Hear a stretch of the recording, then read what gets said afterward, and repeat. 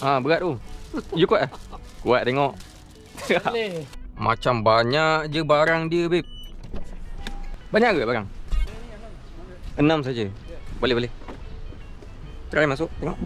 Ini apa benda? Ni benang. Benang. Ha. Dah tu. First time juga tengok benang banyak gini.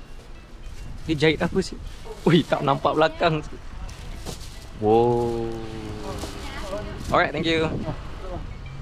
Aku ingatkan benang kecil je. Rupanya banyak, berkotak-kotak. La ilaha illallah. Perjalanan kita mengambil masa dalam 40 minit.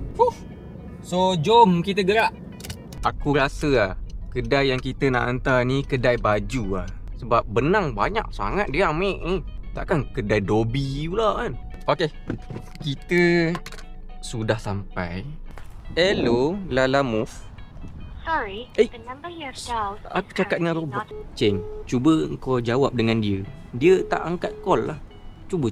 Hello, Lala Move, saya dah sampai. Oh, yang benang tu ya? Ya, betul. Si baiklah jawab. Kalau tak jawab tadi, mana aku nak hantar benang-benang ni? Aku tak reti nak menjahit. You seorang saja? 6 barang. Itulah. Tak apa, angkat dulu. Berat tu. You kuat? Kuat tengok. Boleh. Boleh. Woi, 2 sekali. Okey. Try je angkat. Mampu kau angkat lah. Ambil gambar Okey. Kak, saya nak claim untuk duit tol. Tol. Dia tak boleh just sekali dengan. Tak boleh. Ya. Benda- Berapa tu? Murah je, RM3.41. Sebelum ni tak ada kena tol pun. Dia tak reti ke tu. Patutnya memang kena customer bayar. Boleh. Betul.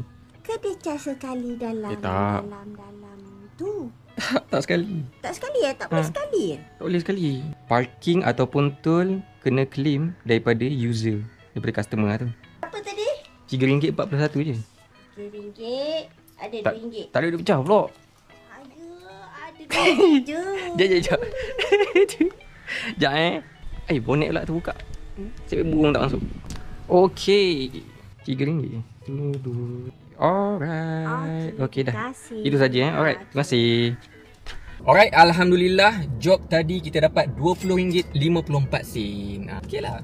Jauh jarak perjalanan tadi dengan bayaran tu boleh lah.